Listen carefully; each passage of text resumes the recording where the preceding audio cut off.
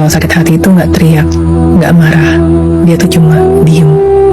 Bukan karena nggak ada yang mau diomongin ya, justru di kepalanya itu ribuan kalimat tuh udah muter-muter terus. Semuanya jelas, semuanya rapi, tapi pas mau dikeluarin, nyangkut di mulut. Akhirnya ya udah, dipendam aja. Dan pelan-pelan pun jadi kebiasaan. Jadi kayak tombol otomatis. Ketika disakitin, ya tarik diri.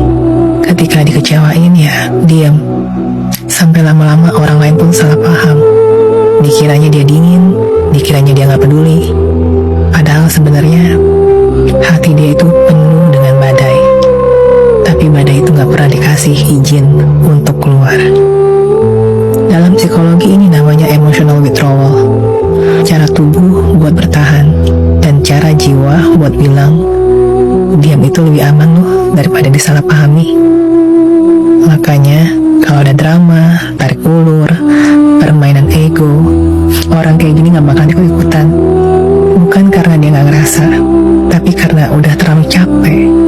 Dia tahu energinya terlalu mahal buat dipakai menghadapi hal-hal yang gak tulus.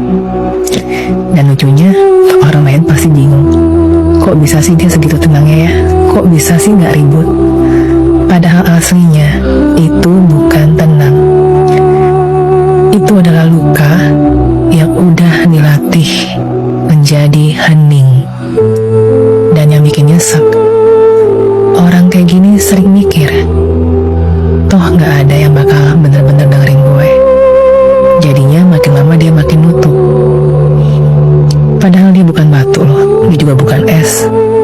Dia cuma manusia yang pernah terlalu sering ngerasa salah, ngerasa gak dimengerti, sampai akhirnya dia percaya bahwa diam lebih aman. Dan yang dia butuhin bukan dipaksa ngomong, bukan juga dicecar biar jujur. Dia cuma butuh satu, rasa aman. Seseorang yang bikin dia berasa, gue boleh buka suara di sini dan gak akan disalahin. Jadi kalau suatu hari dia akhirnya ngomong ke lo, itu bukan karena lo hebat dalam memaksa, tapi karena dia percaya sama lo. Dan kalau lo sudah sampai di titik itu, jangan pernah main-main. Karena sekalinya dia nutup lagi, lo bisa hilang dari hidupnya selamanya.